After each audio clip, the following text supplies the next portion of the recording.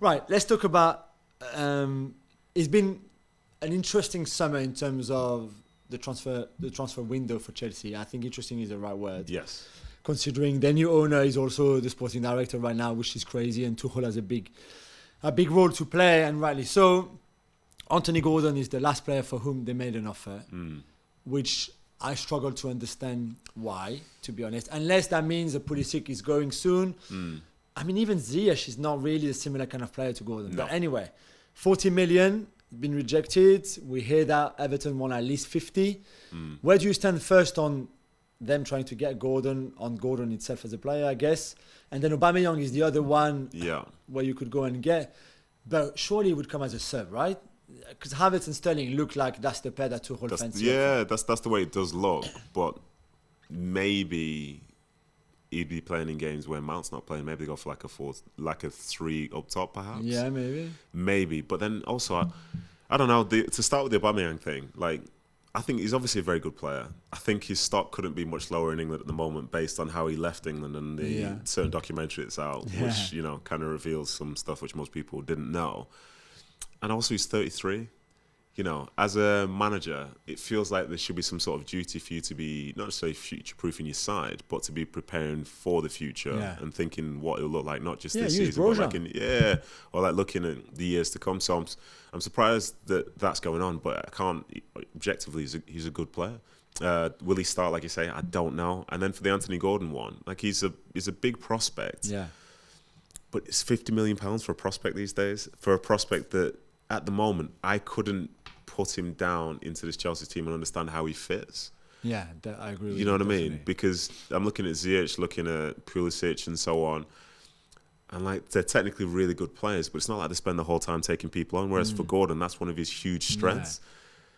Yeah. And to be down playing for Chelsea, having the expectation that every game is a winnable game, and if you don't win 2 in a row, then it's like a mini crisis.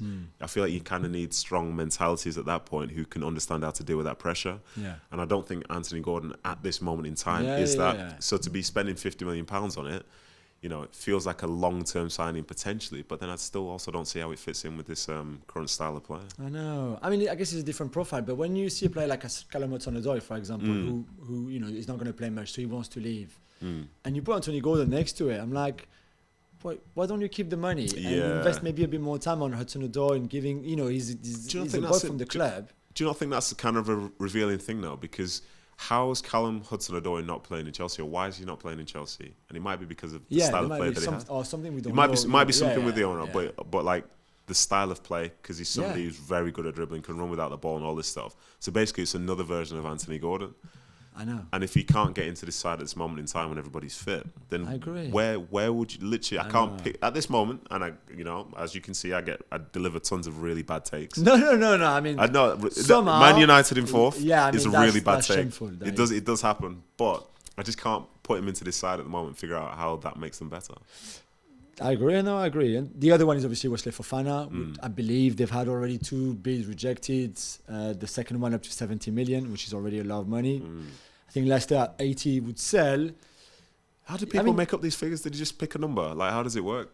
Like, well, they think like that right now, a player at his age. I mean, this is Leicester, you know, who we know have quite high valuation of their own players. Yeah, fair enough.